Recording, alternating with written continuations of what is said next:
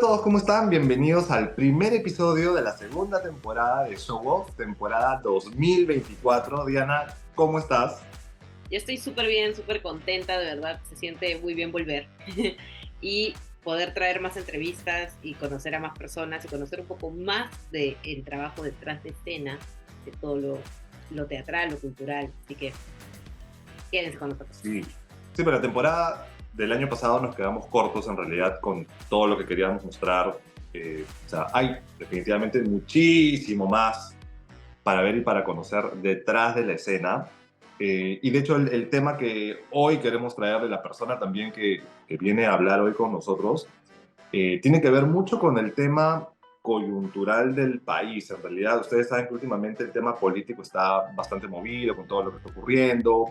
Entonces, nos ha parecido muy trascendente hablar sobre temas de gestión cultural y de política y de cómo está mezclado. No sé, Diana, ¿tú cómo lo sientes últimamente? ¿Cómo has sentido estos últimos años desde todo este revuelo político?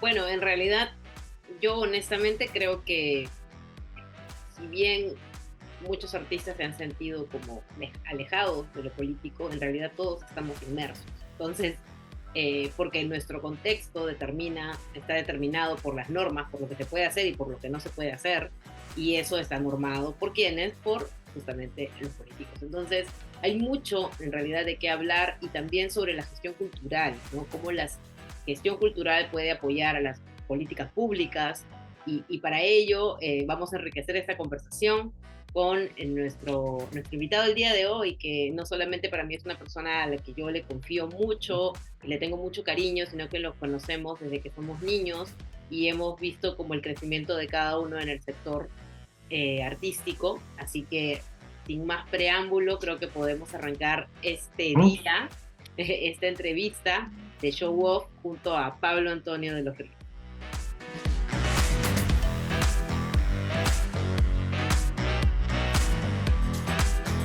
Hola, ¿qué tal? El día de hoy vamos a conversar con Pablo de los Ríos. Él es egresado de Ciencia Política con especialización en Gestión Cultural, con vocación de servicio público y generar impacto social positivo a través de la labor y elaboración de proyectos en favor a la comunidad y para fomentar la igualdad de género y oportunidades, la inclusión, la diversidad y en defensa de los derechos culturales. Así que muchas gracias, Pablo. Buenos días, bienvenido a Show Off. Hola, ¿qué tal? Un ¿Cómo gusto, estás? gracias Diana, gracias Franco. ¿Qué tal? ¿Qué tal ha ido tu semana? Bien, en general, ahorita estoy en dos proyectos de Ujú. teatro, producción ejecutiva, entonces estamos a full ahí ahorita porque en un mes y medio ya estamos estrenando, uno a finales de mayo y otro a mediados de julio. O sea, estás, pero que te falta tiempo. Estamos iguales los tres, te digo. Pero siempre hay un momento para conversar y reflexionar sobre lo que nos acontece. Exacto. Bueno, sobre todo en o sea, nos ha parecido importante e interesante empezar esta temporada hablando precisamente de cultura y de política, dado el contexto en el que estamos viviendo y que, bueno, desde mi punto de vista personal, no siento que no es que siempre hubo mucho despliegue cultural y no hubo mucha promoción cultural en el país a través de las políticas públicas, pero siento que ahora hay no solamente retroceso, sino una estigmatización al decir que uno se acerca a la cultura, más aún a temas culturales oriundos, ¿no? Como que te ponen la etiqueta de rojo de caviar inmediatamente y todo el mundo te cae encima, ¿no? Entonces es importante, me parece, hablar sobre esto y entender de qué va realmente. Entonces, mi primera pregunta y el gran punto de partida, creo, porque hay gente que nos ve y que no necesariamente pertenece al mundo del arte, es ¿qué hace un gestor cultural? Gran pregunta y sobre todo muy actual. Me sucede que todos los días nos preguntan o me preguntan qué hace un gestor cultural. Yo tengo una manera particular de definirlo, que es por el lado de lo que hace exactamente, que gestiona la cultura o las culturas y en preciso alguna producción, algo que tenga que ver con el ámbito cultural, ya sea pintura, conciertos, teatro. Trato de que sea siempre abarcativo, lo más grande, para que las personas vean que están en distintas áreas los gestores y gestoras culturales.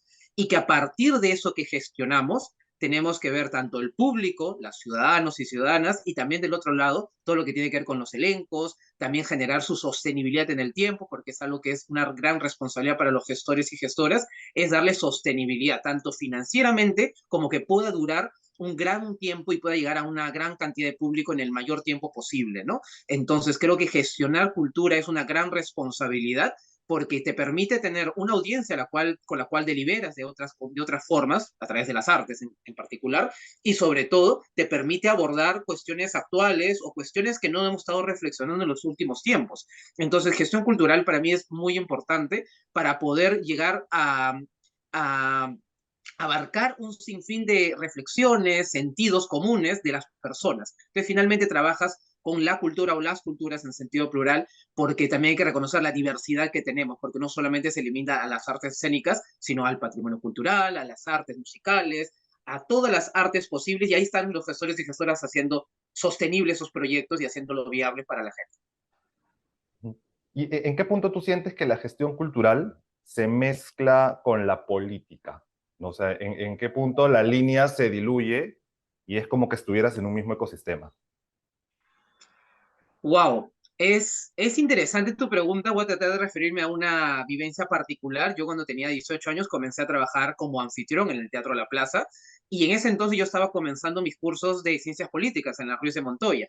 Entonces yo me sentía como agua y aceite. Por un lado, estudiaba y reflexionaba con estudiantes sobre política, sobre gestión pública y otros ámbitos de la política y en la tarde-noche iba a un teatro a trabajar, a recibir público y a darles un programa de mano, a llevarlos a sus butacas y así todas las noches por un largo tiempo. Y yo todavía no entendía cuál era este mix que justo tú me preguntas, hasta que unos 3, 4 años después logré encontrar que ambas son mis pasiones y vincularlas en lo que después yo conocería que serían las políticas culturales. Como finalmente la cultura encuentra eco en la política es de dos maneras. Por un lado, en la vivencia o convivencia con las personas a la hora que deliberamos ciertos temas en las artes, en el teatro, en la música, deliberamos ciertos temas, ya sean políticos o no políticos, pueden ser de la vida personal, de la vida cotidiana, cosas que nos pasan en común. Y del otro lado me comencé a dar cuenta que si no había respaldo político para algunas políticas, para algunos incentivos, ya sean para proyectos, o el espacio necesario que requieren las artes como infraestructura,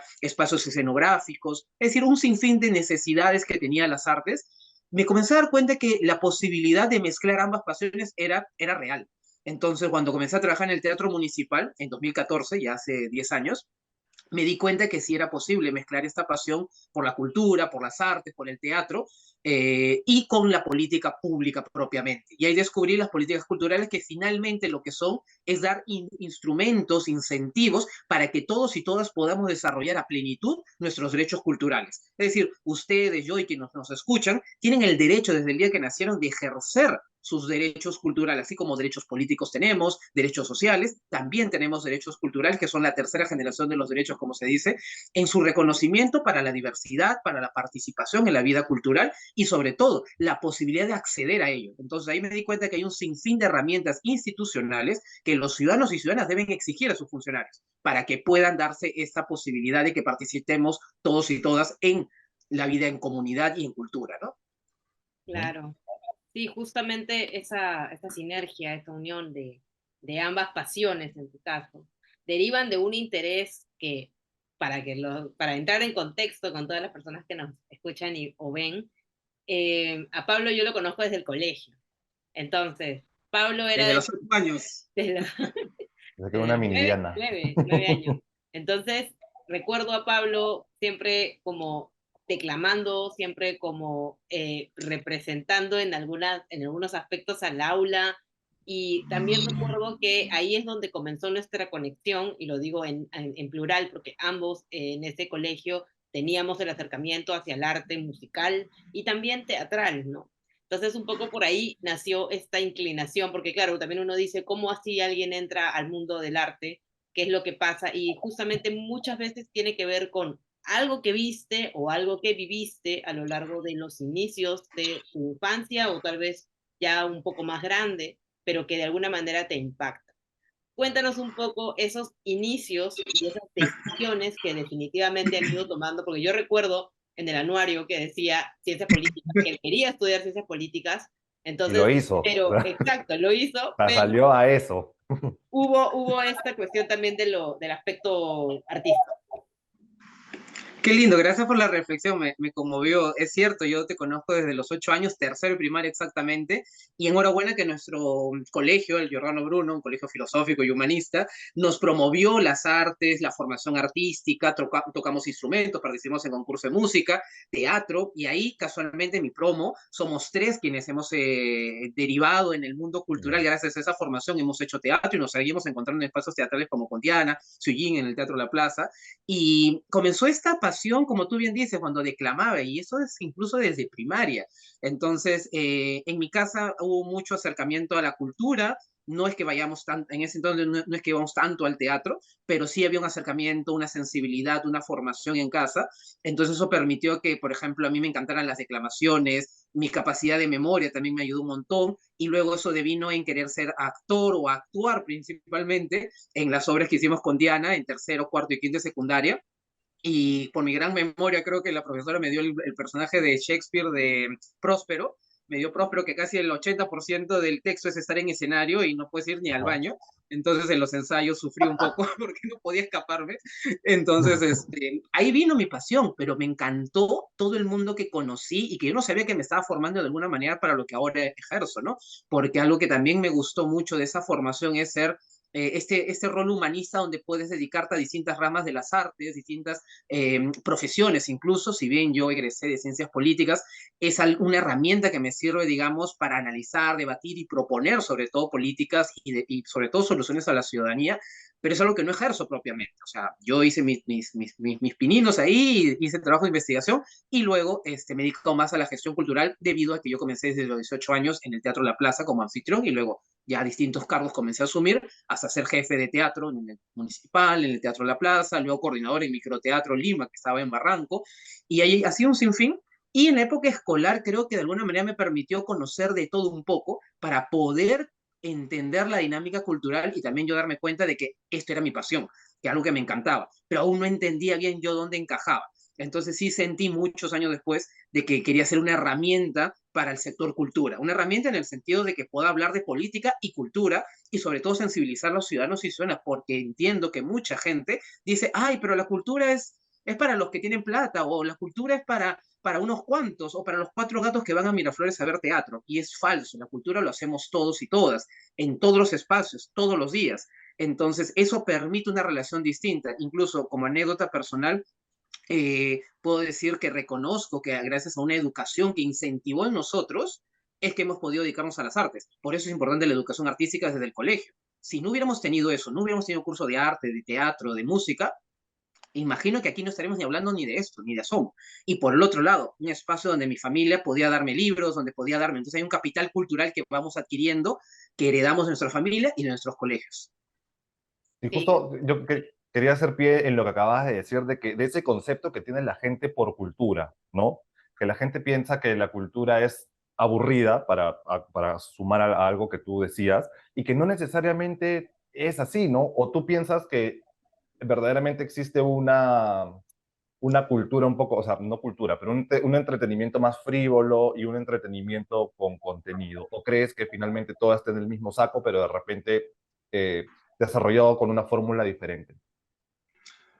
Comienzo por el... Me encanta la pregunta. Voy a comenzar la respuesta por lo que es el título del libro de Mario Vargas Llosa, La Sociedad del Espectáculo, Ujú. y más bien lo recomiendo como tomarlo como análisis crítico, no tomarle a pie juntilla lo que dice y valora él como cultura, sino que nos permita criticarlo y reflexionarlo, porque él dice que hay una alta cultura y una baja cultura. La baja cultura es lo del pueblo, las culturas populares, lo indígena, lo populachero, lo que está en los barrios marginales, esa música criolla de barrio, las puestas en escena callejeras, ¿no? Los cómicos ambulantes. Entonces, con cierta mirada de sorna o de desprecio, se pone en un pedestal y dice, eso es lo cultura baja. Y alta cultura, que es lo que se ha promovido en los últimos 100 años en el Perú de manera institucional, es el ballet, las artes nobles, las bellas artes, lo que viene de cátedra, lo que viene de abolengo, lo que viene también como externo, como extranjero.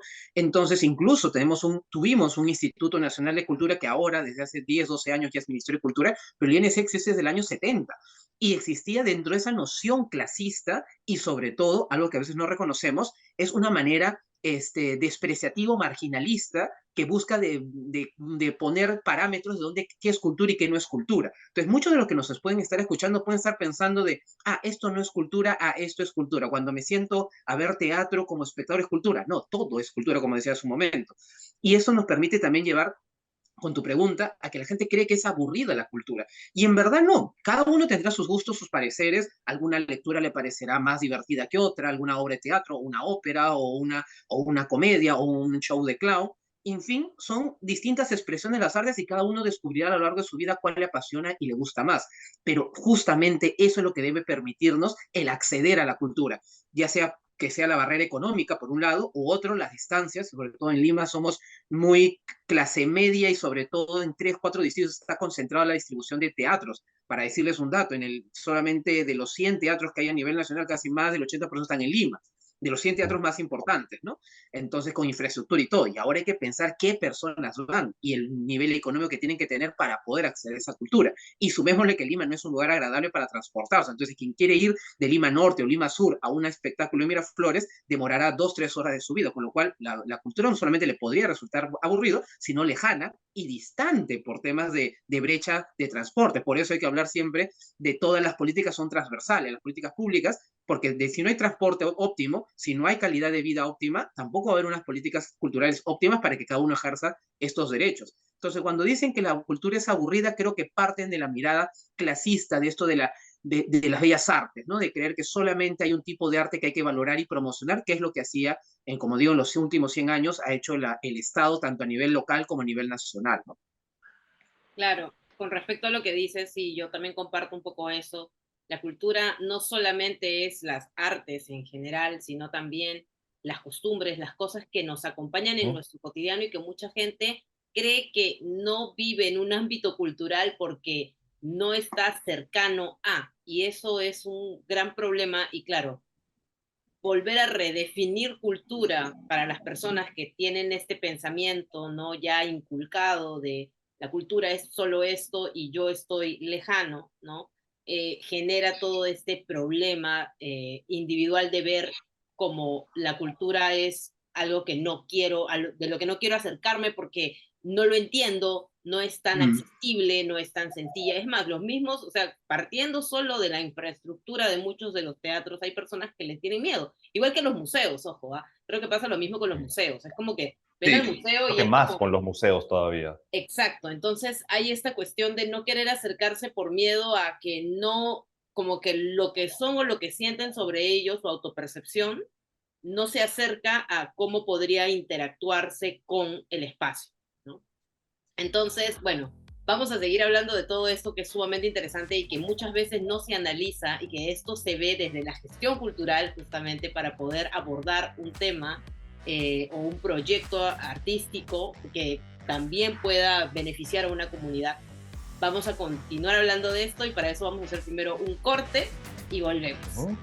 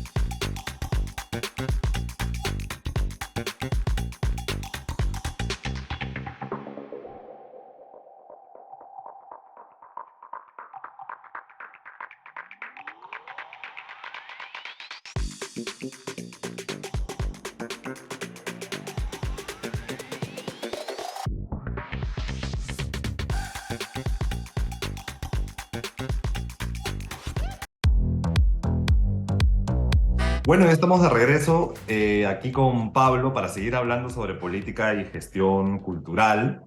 Y yo te quería hacer una pregunta ya un poco más llevada a nuestro contexto, a nuestra situación política actual, así media convulsionada. Que tú Venga, cómo, venga. ¿Cómo sientes que todo este tema de cambio de presidentes y contexto político ha afectado al desarrollo de la cultura en el Perú? Ha afectado tremendamente y quizás los resultados los vamos a ver en el mediano y largo plazo. O sea, hacia el 2030 veremos la debilidad y el daño que ha generado este clima político que ya vivimos 7, 8 años desde el 2016. Sobre eso tengo dos puntos para quienes nos escuchan y sobre todo quienes no están muy involucrados en las artes. Las políticas públicas son muy importantes y a la vez muy sensibles, porque son direccionamientos que finalmente toman los políticos y en particular la ministra de Cultura actualmente. Entonces, si tenemos un Ministerio de Cultura que avala genocidio, que avala el silenciamiento de distintos derechos, ya sean de expresión me refiero de publicar tus expresiones tanto en arte como también en las protestas, pero también en el pronunciamiento público que uno pueda hacer en contra. Hemos visto cómo han silenciado en Ayacucho o en Cusco mismo exposiciones de arte, se ha perseguido a artistas, o sea, solamente las dictaduras en general en el mundo persiguen y silencian artistas. Pasó eso en Chile en la década de los 70. ¿Por qué está pasando en el Perú en el 2024 con un supuestamente gobierno democrático?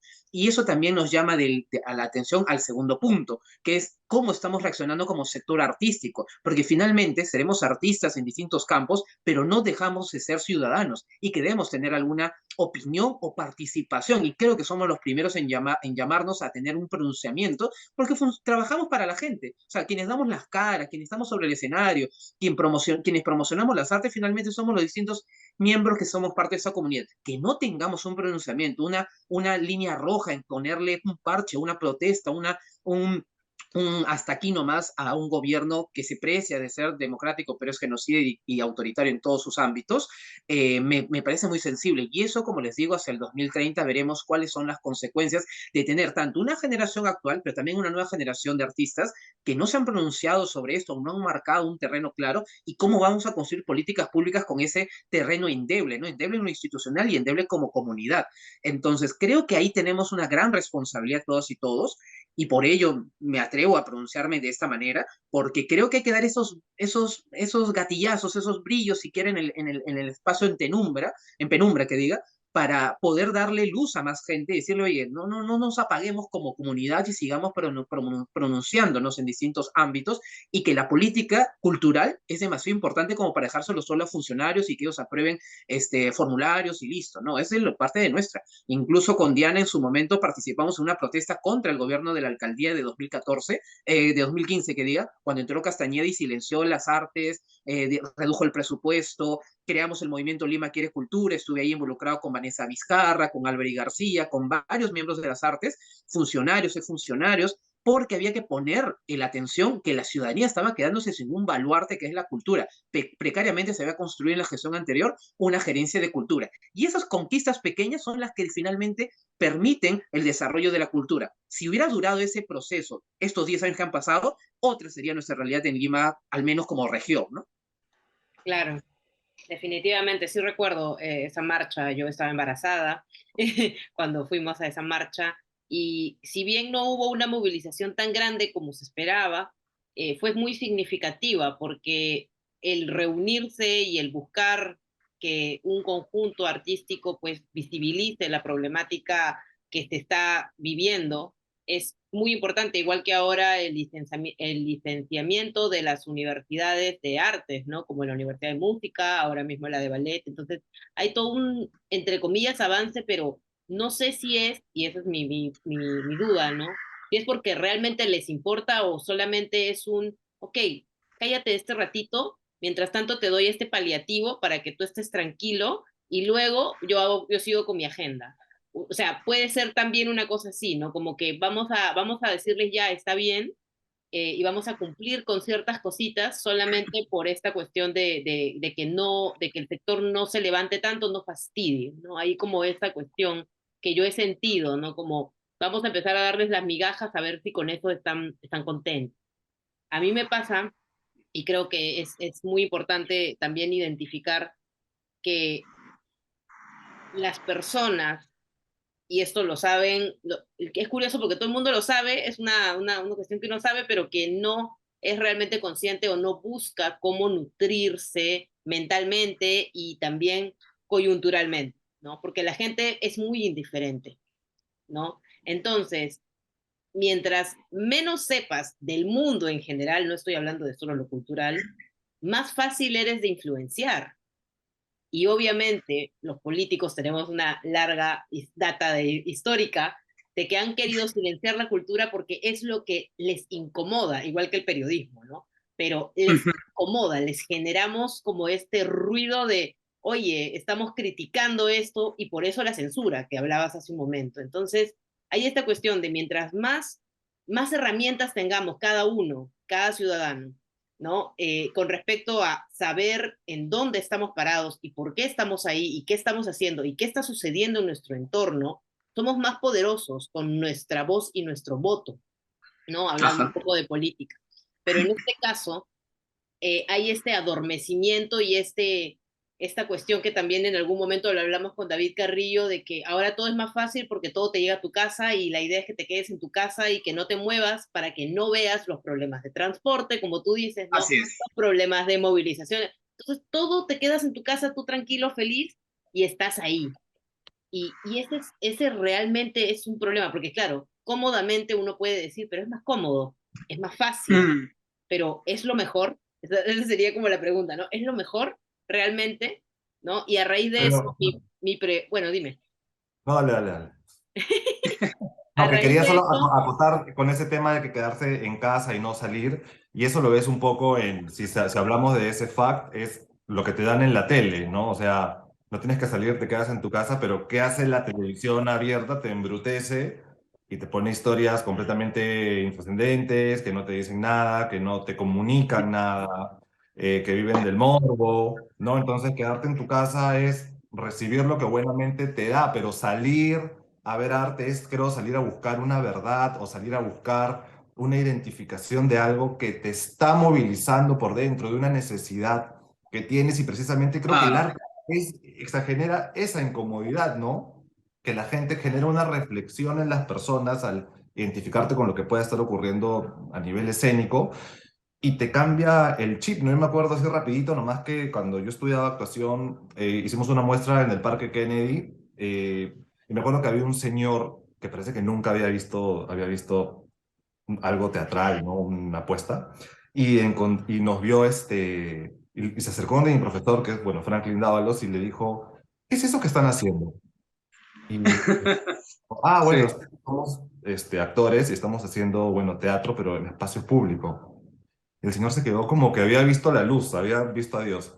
Fue como, ¿y eso dónde se ve? Ah, señor, usted puede ir al teatro y puede encontrar en diferentes. Ah, ya, gracias. Y él me dice, yo ahí le destapé, no sé, el tercer ojo y el señor probablemente ahora ya debe Claro. haber descubierto un mundo sobre el que no tenía noción, ¿no? Y probablemente haber despertado en él varias ideas. y eso Justo pasa, con el ejemplo que... Sorry, sigue, Diana. sigue, sigue, sigue.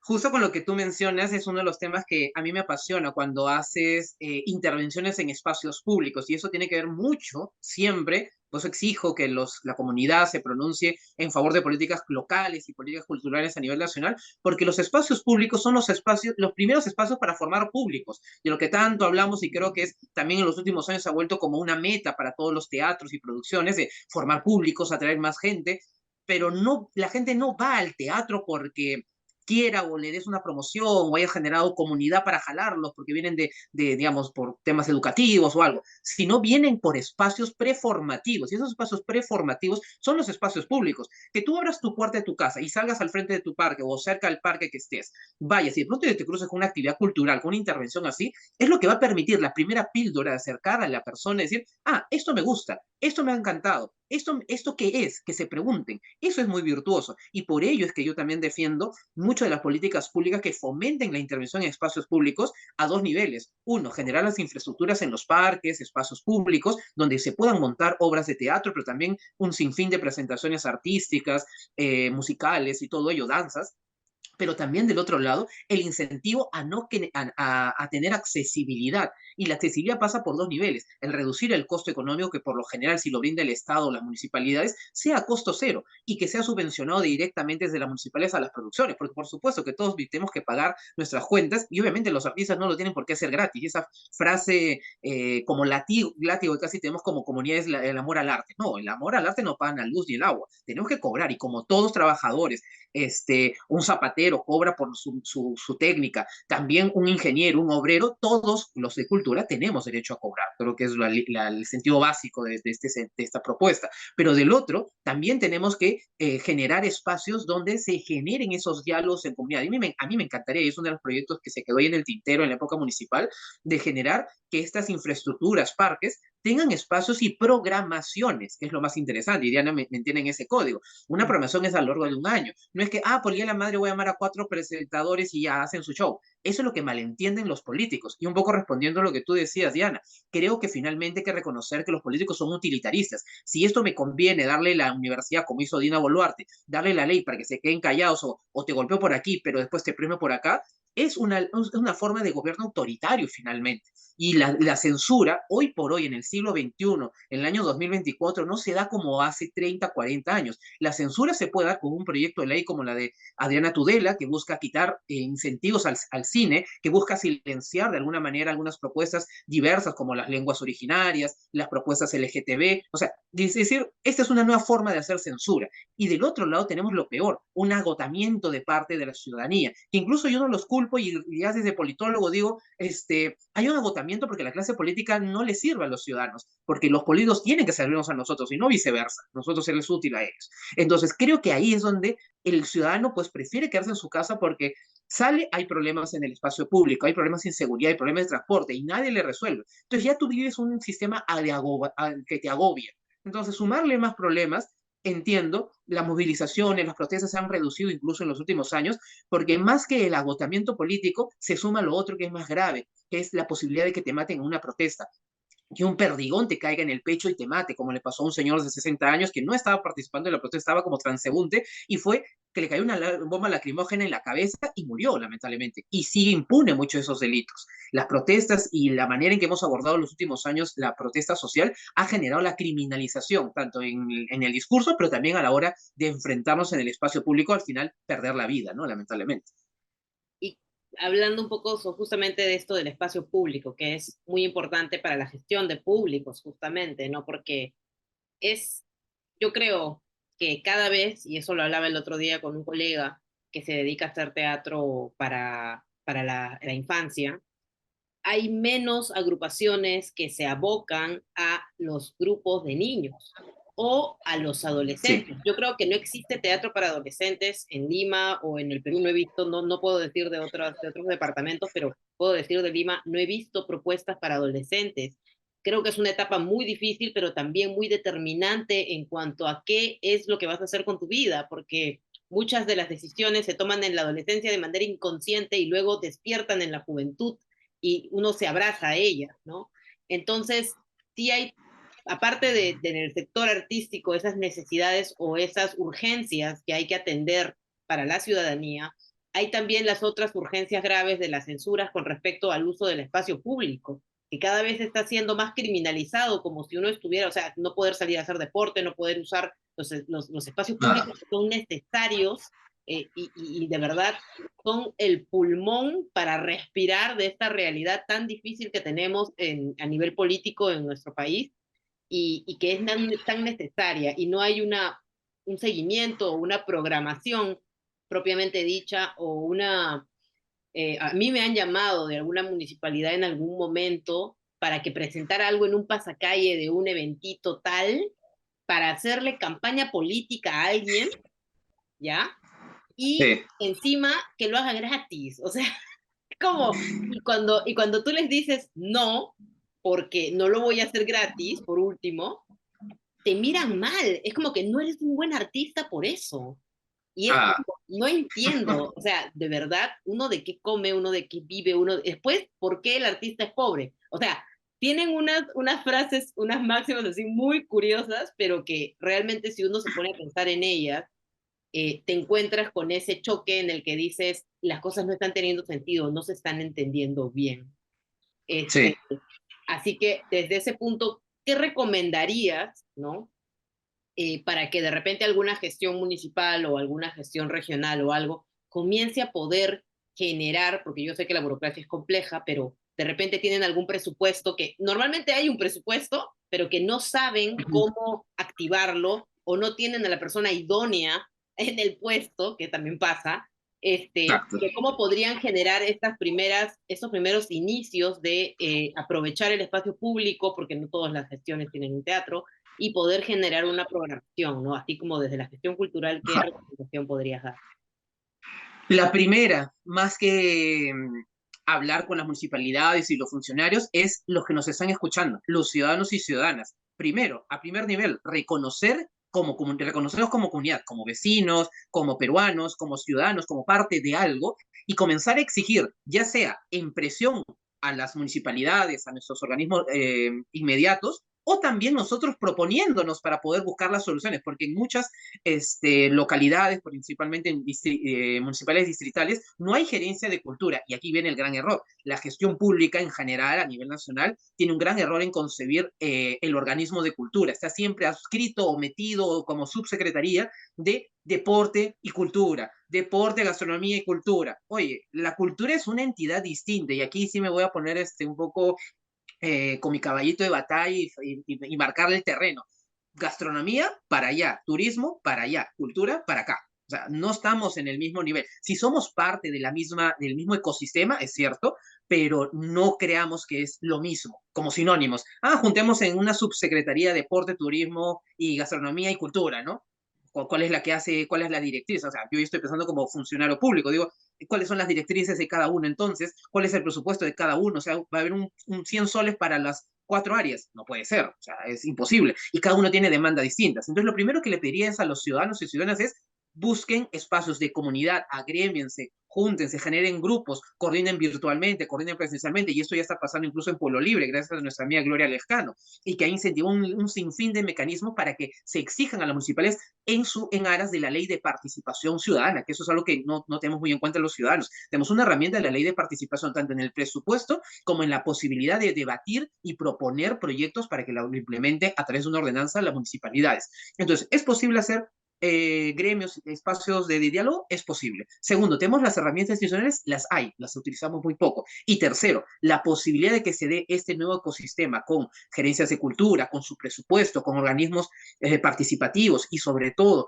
con grupos identificados, porque cada localidad tiene distintas demandas. Uno será más con algunas costumbres, con algunas actividades en particular, algunos derechos, algunos espacios de formación, ya sean gratuitos o institucionales, que se fomenten espacios de educación artística, por ejemplo, espacios que puedan debatir y generar a partir de su localidad. Y eso es muy importante reconocerlo, porque creemos que la política nacional es desde Lima, desde la oficina, en Avenida en San Borja, se dicta para Ayacucho, para Purima, para Loreto. No, hay directrices, sí, pero hay maneras de aterrizarlo localmente, y eso es reconocer la diversidad cultural, porque creo que se ha cometido un gran error cuando, por ejemplo, pongo un ejemplo que nos puede tocar a todos, que es el Gran Teatro Nacional. Yo en su momento estuve en contra de su formulación y su creación y finalmente ya se construyó porque se destinó 100 millones de dólares, cuando lo que pudo haberse hecho es 10 teatros a nivel nacional. Se hizo uno solo en Avenida San Borja y lamentablemente el presupuesto en política, en el presupuesto, tú tienes que decidir si le quedas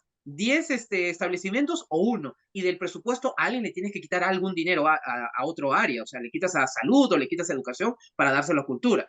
Y en ese cabito de batalla tú tienes que buscar el mayor, abarcar la mayor población y generar nuevas infraestructuras o ver qué necesidades son. Creo que se hizo desde una mirada ególatra, ya saben a quién me estoy refiriendo, de decir, bueno, este va a ser mi teatro, mi legado, ¿no? Y ese es un graso error, cuando el político cree que se hace por herencia y no por política pública. Hubo un diagnóstico de las necesidades distritales, locales, regionales, de cuánto necesitamos de infraestructura de un teatro, y que el teatro a la vez sirva como está funcionando hoy, y eso celebro del Gran Teatro Nacional, espacio con diversidad de formatos, con diversidad de oferta, con una capacidad de alcanzar distintos grupos, por ejemplo, adultos mayores, escolares, y un poco lo que tú decías, y adolescentes. No hay actualmente un incentivo por ese lado, porque también hay que recordar que no está dentro ya de las artes, la enseñanza, digamos, la currícula nacional no está dentro. de las artes, entonces hay un sinfín de herramientas que no se están utilizando y que no están generando las condiciones necesarias para que los jóvenes y niños puedan tener una vida cultural activa. Y se menosprecia, lamentablemente, que los niños, tienen que ir a jugar, ¿no? Quieren que solamente es entretenimiento y que no hay que también formarlos en cultura, en arte, las sensibilidades, porque eso va a permitir que sea un mejor ciudadano. Hablamos los adultos de que, hay que ser mejores ciudadanos mañana, que no sé qué. Y básicamente es a través de los niños y niñas que va a ser esa realidad posible en 10, 15 años recién. Si hay una persona empatizada, sensibilizada de las artes, va a ser un mejor ciudadano, va a tener quizás mejores herramientas para elegir a algún político o política y también, sobre todo, la cultura permite espacios de cohesión social. Por ejemplo, estamos hablando mucho temas de la inseguridad ciudadana. Si hubiera espacios activos por cultura, con shows, con puestas en escena, con teatro, con cine en calle, van a posibilitar espacios de cohesión, reducción, quizá demostrado, la reducción de la criminalidad y la inseguridad reducen drásticamente. ¿Por qué? Porque la gente sale a la calle, hace suyo. Pero si tú sientes que el parque está enrejado, que si sales a la calle te asaltan, te aíslas, te metes más a tu casa y no es tuyo el espacio público. El espacio público es nuestro y las políticas culturales también. Entonces ahí lo propongo. ¿Tú crees que este trabajo como gestor cultural, y te apuesto que mucha gente lo debe creer, es un trabajo más de escritorio o es un trabajo más bien más de campo? Yo creo que de campo, pero aquí también pasa por el desempeño que cada uno sienta que es el mejor para uno, ¿no? A mí no me gusta estar en escritorio, pero también me gusta tener mitad, o sea, estar un rato así en escritorio, coordinando todo y listo, vamos al campo, vamos a la cancha, porque hay muchas cosas que hay que hacer en el espacio en sí, y creo que la labor de un gestor, gestora cultural, tiene que ser de cara al público. Tiene que estar comiéndose el escenario, tiene que estar comiéndose la producción en la calle, generando la logística necesaria. Incluso en pandemia estaba dando unas charlas o talleres sobre gestores y todo, animaba que los gestores y gestoras se involucren como público incógnito. Ya, ¿qué está pasando con mi proyecto? Porque hay un gran sesgo que tenemos, y eso pasa en todas las profesiones, de que queremos, está llegando el mensaje, le está gustando lo que yo estoy proponiendo, analízalo, salte un rato de tu centro, de tu diálogo, porque tenemos una manera de comunicarnos, conceptos que ya tenemos entendidos, tenemos muy claro nuestro proyecto, nuestra obra de teatro, nuestro proyecto musical, nuestro cine, pero ¿cómo está dialogando eso con una persona que quizás nunca ha visto teatro? Justo lo que tú comentabas, que quizás nunca ha visto una intervención en espacio abierto. ¿Qué está pasando con el niño, niña? Incluso hace poco veía con un proyecto con se llama la migración venezolana y que se está haciendo también de las artes escénicas para sensibilizar y, y llegar a reflexionar sobre la migración y sobre la xenofobia. Me llamaba mucho la atención de que muchas madres se acercaban al espacio de la proyección de cine, principalmente porque podían dejar a sus hijos. No estaba funcionando exactamente para lo que creíamos en un inicio. Pero claro, si no te involucras con un público incógnito, te sacas la postura de gestor cultural y el que se sabe de pie a pa su proyecto y se pone a ver qué está pasando con el público, no te vas a dar cuenta de un diagnóstico que, bueno, lamentablemente no tenemos muchas herramientas de diagnóstico, data, encuestas, no tenemos necesariamente en todo nuestro proyecto porque también cuesta procesar esa información, pero en función como incógnito, yo les recomiendo pónganse un rato fuera de su rol de gestor y prueben qué está pasando con su proyecto. Quizás está dialogando de otra manera que no esperaban, quizás fue por un camino más virtuoso del que proyectaron, pero también quizás está generando un diálogo distinto. Por eso siempre hay que hablar de la medición y de cómo está afectando la cultura, porque todas nuestras actividades, pues sobre todo en las políticas públicas o en la intervención sobre ciertos temas, debemos tener un análisis de cómo está afectando eso, está transformando mentalidades, logísticas y cómo el público está participando de eso, ¿no? Entonces, creo que mitad. Yo soy muy de ese estilo, de primero todo en oficina, listo, pero vamos a la cancha y comernos todo lo que eso significa, ¿no? El reto de estar con la gente y con la gente, ¿no? Bueno, honestamente yo, si bien he llevado alcances sobre gestión cultural y de alguna manera he creado algunos proyectos desde cero, ¿no? De repente muchas personas tienen ganas de saber cómo abordar una idea, porque ojo, no es lo mismo una idea que materializar esa idea, llevarla a una puesta en escena o de repente a un espacio público, porque hay muchas cosas que hay que medir previamente. No tenemos muchas herramientas de medición realmente, ¿no? Claro que de manera científica hay muchas, pero a nivel cultural y en las humanidades en general, las que hay creo que no todas se ajustan, porque como lo que tú dices, hay Así que hacer es. una adaptación a las realidades, ¿no? Yo no me imagino dictando un taller de repente de producción en algún pueblito chiquitito, porque lo que yo tengo, lo que yo sé de producción funciona aquí, en esta realidad, en una ciudad. Pero si me voy a La Puna o a algún espacio, una ciudad o un pueblito muy chiquito, la realidad es otra. Y yo no es que no pueda hacerlo, lo puedo hacer, pero primero tendría que hacer un trabajo de convivir con la comunidad para saber y preguntar mucho para saber qué es lo que necesitan y de las herramientas que yo tengo, qué les puede funcionar a ellos, ¿no? Entonces hay todo un proceso de adaptación que muchas veces no está tomado en cuenta y que solamente es copio y pego y lo implanto y vamos a ver qué sale.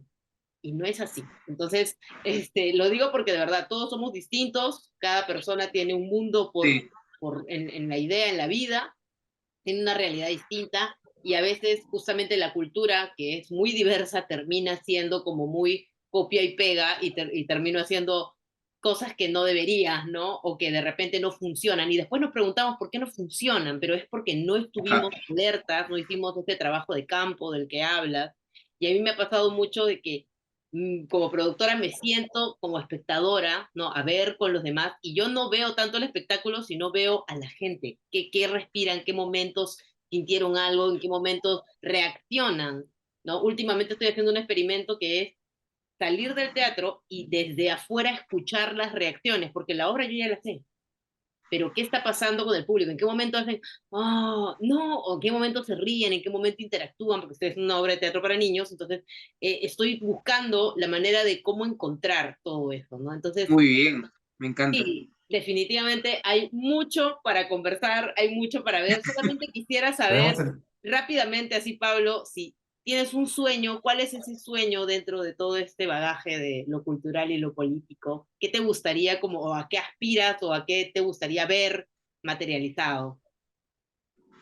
Te diría dos sueños. Un sueño que tiene que ver con lo personal y un sueño, digamos, a nivel nacional. Mi sueño a nivel nacional es que tengamos políticas culturales, y disculpen que me vaya mucho al campo de la política pública, pero creo que las políticas culturales van a ser el entreteje, nuestra matriz que va a posibilitar que ese país que tiene muchas culturas, que se precie ser de la diversidad cultural, pero que no tiene herramientas lamentablemente para luchar contra la xenofobia, la discriminación, el racismo, el clasismo, sobre todo también con poblaciones LGTB, la diversidad de género, la inclusión finalmente. Creo que tenemos una tarea pendiente aún, ya dimos un primer paso, tenemos un Ministerio de Cultura, ya tenemos una política nacional al 2030, pero todavía falta el entreteje más grande y ahí tiene que haber una combinación, y ese es mi sueño, que los ciudadanos finalmente, o una parte de ellos, tomen acción, transformen en sus espacios locales, distritales, regionales, tomen acción en favor de la cultura, de su cultura, de las culturas, porque acá también hay un concepto que hay que forzarnos a nosotros,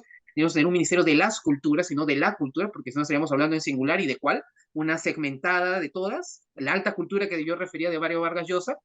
Entonces, un sueño donde podamos tener espacios culturales diversos en todos los formatos, con ciudadanos defendiéndose y respaldados, porque si cierran mañana un taller, cierran mañana una escuela de teatro, lo que sea, es los ciudadanos quienes van a salir a defenderlos, los beneficiarios directos e indirectos. No es el funcionario de turno. Si le quitan mañana el presupuesto, como está pasando en Argentina, si mañana le quitan presupuesto a cultura, ¿dónde están los ciudadanos? ¿Dónde está nuestro gremio? Mañana creo que estaremos listos como para salir a la calle y poner esto no se va a dar, no vas a retirar el presupuesto. Yo tengo esa hipótesis de que si mañana Dina Boluarte decide quitarle el presupuesto a cultura o reducirle más de lo que ya menos tiene, creo que muchos de nuestro sector, sobre todo los actores y actrices o los que estamos en el gremio, creo que se quedarían callados o buscarían como, bueno, hay que patear por todos lados, hay que jugarla, hay que recaudar fondos por todos lados. Igual no me apoyaba mucho el ministerio. Pero del otro lado, ese es mi sueño con respecto a Nacional, a que tenemos un ministerio de las culturas, un espacio que fomente eso y las políticas que necesitamos para ello, y que seamos un país menos racista, con herramientas para poder responder contra ello, que seamos un espacio que fomente la libertad de expresión, que no haya censura en los diversos niveles. Y del otro, un sueño personal, el poder contribuir lo más que yo pueda en esto que yo llamo como politización de la cultura, no en los malos términos, sino en el término positivo de que genere comunidad, de que estamos hablando de cuestiones humanas, que estamos hablando de espacios en comunidad, que estamos logrando eso. Y si yo puedo sumar un granito de arena en sensibilizar, en trabajar proyectos de teatro que desde ese lado me permitan tomar conciencia de la discriminación, del racismo y de todo ello, trabajaré. Ese es mi sueño en lo particular, y donde me permita estar la vida o las responsabilidades me permitan ejercer con responsabilidad y con una perspectiva de diversidad cultural, ya sea en el ministerio, sea en la municipalidad, sea en un proyecto chiquito. Desde ahí estaré irradiando lo más que pueda. Ese es mi sueño personal. Y creemos que lo has venido haciendo en realidad durante mucho tiempo. Has empezado súper joven en esto y has hecho un montón. Definitivamente te queda muchísimo más por hacer. Y también definitivamente a nosotros nos quedaría muchísimo más por conversar sobre este tema. Hay preguntas en el tintero y podríamos creo que estar horas. Y eso nos pasa también siempre con todos los invitados que tienen cosas tan interesantes para Gracias. decirnos. Sí, en realidad es apasionante y hay mucha problemática para resolver en realidad. Bueno, Pablo, estamos llegando ya casi al final de la entrevista. En realidad, te vamos desde ya agradeciendo el tiempo, la voluntad y la Gracias. buena voluntad de hablar de todos estos temas. Y ahora queremos pasar a nuestra sección de preguntas ZipZap, que creo que no sé si las has llegado a ver, que son preguntas cortitas, o sea, preguntas de respuesta corta, ¿no? Ya, Así que listo, vamos. yo empiezo. Y la primera pregunta que te haría es, ¿cuál es tu expresión artística favorita? Teatro. ¿Algún país al que sueñes viajar? España. ¿Rolex o Casio? Casio. ¿Hacia la derecha o hacia la izquierda? Siempre a la izquierda. Mi corazón está a la izquierda, ¿qué puedo decir? ¿Discoteca o bares? Ambas. O sea, así me pasa. Pero más bares para poder conversar así tranquilamente con una cervecita de por medio. Claro, siempre. Definitivamente fin de semana yo descontracturo con una chela. No sé ustedes, pero mi chela y mi piqueo tienen que estar ahí. Si no, olvídate. Bueno, Pablo, muchísimas gracias. De verdad, ha estado súper bacán conversar contigo. ¿Tienes algo que quieres decirle a la gente? ¿En qué proyecto estás? ¿Qué cosas se vienen para ti pronto? Gracias por el espacio, por fomentar un lugar así y que más personas se enteren de esta forma, de la cultura, de las distintas artes y sobre todo de las distintas personas que formamos parte detrás de escena, ¿no? Como ustedes llaman al programa. O sea, estar detrás, esas personas son millones. Y eso es lo que a mí me gusta del teatro, las artes en general, es un trabajo de engranaje. O sea, cuando tú ves al artista, ese famoso que se toma fotos en la alfombra roja, hay un sinfín de personas, técnicos, curadores, anfitriones, jefes de sala, que siempre se olvidan de ellos dos, de anfitriones y jefes de sala, un sinfín de personas que hacen posible, y eso es lo bonito, trabajar en comunidad. Y una reflexión sí quería darles es a quienes nos ven, nos escuchan, si han sentido algo que les active, llévenlo a la acción, generen más espacios para debatirlos, informarse, y refiero esta reflexión a una frase que decía Karl von Clausewitz, que es un teórico de la guerra de 1800, y su frase sirvió para la Primera y Segunda Guerra Mundial de alguna forma, ¿no? Karl von Clausewitz, que fue un militar alemán, decía que la guerra es hacer la política por otros medios. Yo difiero de esa afirmación, y más bien lo llevo al espacio cultural y digo que la cultura es una forma distinta de hacer la política. Y no hay que divorciar la cultura de la política, porque cuando estamos riéndonos, por algo nos estamos riendo. Quizás esa gracia, ese gas que nos dio la obra, es por algo que pasa en sociedad. Incluso cuando creen que sus cuestiones son apolíticas, no, yo no me pronuncio en favor o en contra de Dina, o no estoy enterado de la política, yo hago un teatro para divertirme. Hasta cuando haces eso, estás definiendo una política tuya frente a la realidad, y sobre todo estás dando instrumentos o insumos a las demás personas desde esa perspectiva. Entonces, seamos responsables en esa construcción política que somos personalmente, pero también en reconocer que la cultura es una manera distinta de hacer política. Quizás no estamos militando en un partido, pero estamos llevando una obra de teatro con un mensaje determinado, con unas personas determinadas o con una manera de trabajar determinada. Entonces, eso por un lado. Y lo último, yo estoy actualmente como productor ejecutivo de 2 proyectos que me encantan y que desde ese espacio, como les decía, contribuir un poquito a la reflexión y a mejorar nuestras condiciones humanas. Por un lado, estoy con la obra de Eduardo Driansen, Infusión, que es a partir del 30 de mayo que estrena, va a estar 8 funciones nada más. Ahí búsquenlo en las redes sociales, Infusión de Eduardo Driansen.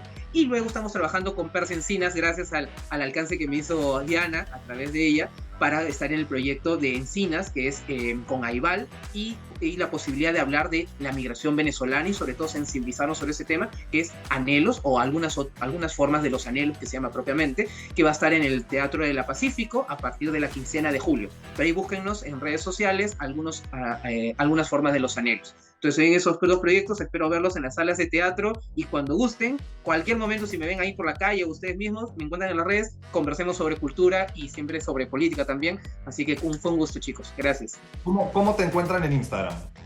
Ah, sí, verdad. @pablísimo.pe. Pablísimo.pe. Excelente. Igual vamos a compartir también las redes al momento de hacer el anuncio. Por supuesto que sí. Sí. Muchísimas gracias, de verdad, Pablo. Siempre es un gusto hablar contigo. Recuerdo que en pandemia hacíamos en vivos, así que si por ahí quieren ver, en Instagram van a encontrar en vivos que hemos hecho con Pablo hace mucho tiempo. Y es refrescante y a la vez motivador. Esperamos que esto haya sido una oportunidad también para reflexionar acerca de aquello que, como dice Pablo, ¿no? A veces decimos que eso no es político, y entonces cuestionémonos sobre qué es lo político y qué posición tenemos frente a lo que sucede en nuestro entorno. Y que, bueno, vayamos al teatro o a cualquier expresión artística que exista por ahí y sigamos buscando nuevas formas de seguir creciendo. Eso. Exacto. Entonces, nada, gracias a todos por vernos, gracias Pablo nuevamente, y ya nos estamos encontrando en otro capítulo de esta nueva segunda temporada además, así que mucho ojo y atentos. Así que nada, gracias a todos, que tengan un excelente Que estén semana. bien, cuídense. Nos Gracias. vemos, cuídense, chau, chau. Chao.